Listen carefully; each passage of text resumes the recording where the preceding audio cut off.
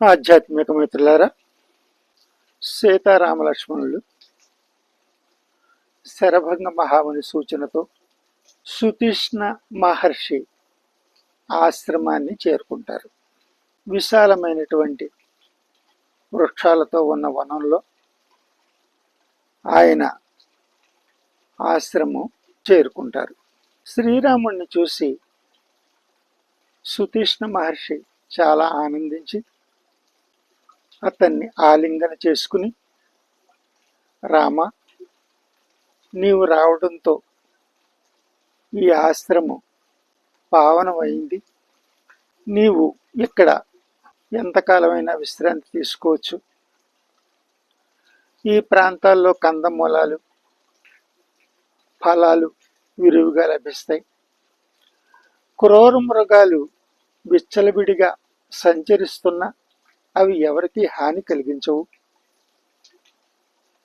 అని చెప్పి, ఎప్పుడైతే అగస్త్య మహర్షి శిష్యుడైన సుతీష్ణుడు చెప్పారో, దానికి రాముడు, అయ్యా,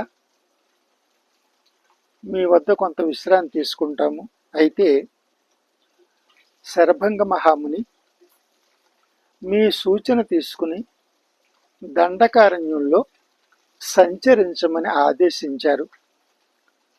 మీరు ఏ ఏ ప్రాంతాలకు వెళ్ళమని సూచన చేస్తే ఆ ప్రాంతాలకు మేము వెళ్ళి తిరిగి మీ ఆశ్రమానికి వస్తాము అని చెప్పి ఆ రోజు విశ్రమించి, ఆ తరువాత సుతీష్ణ మహర్షి, రామ, దండకారణ్యం నీ రాక్షసం ఎదురు చూస్తోంది. అనేక ప్రాంతాల్లో చాలా క్రూర కృత్యాలు జరుగుతున్నాయి. దాన్ని సరిచేయడం కోసం మాత్రమే మా గురుదేవులైనటువంటి అగస్త్య మహర్షి ఈ ప్రాంతాల్లో ఉన్నారు.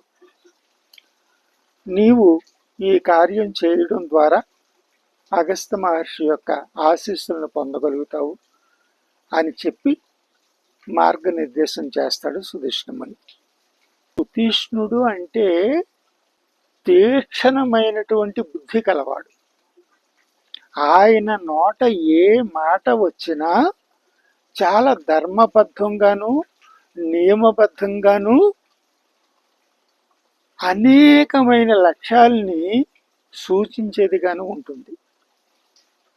ఆయన సూచనతో సీతారామ లక్ష్మణులు అనేక మునివాటికలను సందర్శిస్తూ అక్కడ ఉన్నటువంటి సమస్యలను పరిష్కరిస్తూ ముందుకు వెడుతూ ఉన్నారు. సీతారాముల యొక్క దాంపత్యం చాలా ఉన్నతంగా ఉంటుంది. ఆవిడ ఎక్కడా రాముడికి సూచన చేసినట్టు మనకెక్కడా కనిపించదు. కానీ అరణ్యకాండలో మాత్రం ఒక్కసారి ఆమె ఒక సూచన చేసింది. రామ, మనం తాపసి వేషాలు వేసుకుని అరణ్యంలో ప్రవేశించాము. కానీ ఆయుధాలు ధరించడం చూసి దైత్యులు తమ మీద దాడి చేస్తామేమో అనేటటువంటి భయంతో మన మీద దాడి చేయవచ్చు కదా. అందుచేత మన ఆయుధాలను ఎక్కడన్నా పెట్టి వెళదాము. ఆయుధం చేత్తో ఉన్నటువంటి వారు ఎక్కువ కాలం అహింసా వ్రతాన్ని ఆచరించలేరు అంటుంది.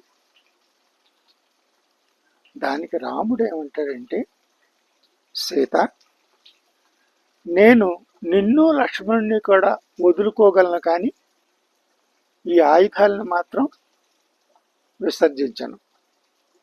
ఎందుకంటే నేను అహింసా వ్రతాన్ని ఆచరించడం కోసం ఇక్కడికి రాలేదు. దండకారణ్యంలో ఉన్నటువంటి తాపసుల యొక్క బాధలను తొలగించడం కోసమే నా తల్లిదండ్రుల ఆజ్ఞతో నేను ఇక్కడికి వచ్చాను అని చెప్పి ఆయన దాన్ని వివరిస్తూ ఉంటాడు. మీకు వాల్మీకి మహర్షి సీతారాముల్ని ఎంత అద్భుతంగా చిత్రీకరించారంటే, మొత్తం మానవ సమాజానికి సీతారాములు ఆదర్శం అన్నంత గొప్పగా ఆయన వారిని మన ముందు చూపించారు. అటువంటి సీతారాముల్ని అనేక వేల సంవత్సరాలుగా మనం హృదయంలో పెట్టుకుని పూజిస్తున్నామంటే అదే కారణం. అటువంటి సీతారాములను ఒక్కసారి స్మరించుకున్నా చాలు, మన జన్మ ధన్యం అయిపోతుంది. అలాగ దండకారణ్యంలో ఎక్కడెక్కడైతే తను అవసరం ఉంటుందో ఆ ప్రాంతాలన్నీ తిరుగుతూ అక్కడ మునులకు కీడు చేస్తున్న వారందరినీ వధిస్తూ 10 సంవత్సరాలు తర్వాత మళ్ళీ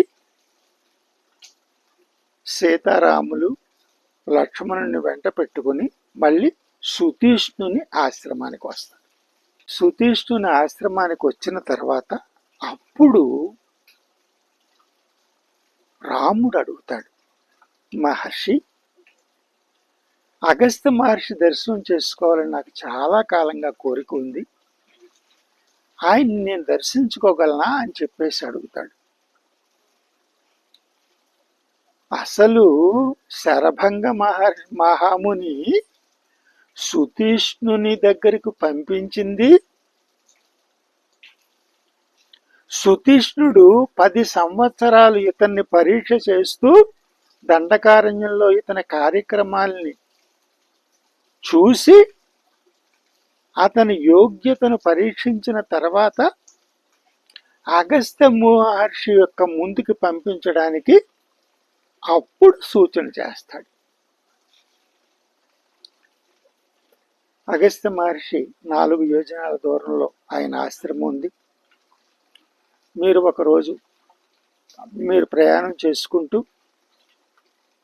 అగస్త్య సోదరుని ఆశ్రమం దగ్గర విశ్రాంతి తీసుకుని ఆ మరో రోజు అగస్త్య మహర్షి దర్శనం చేసుకోవచ్చు అని చెప్పి వారికి మార్గంలో ప్రయాణం చేసే విధానాలన్నీ చెప్పి అగస్త్య మహర్షి ముందుకు సీతారామ లక్ష్మణులను పంపిస్తాడు సుతీష్ణ మహర్షి.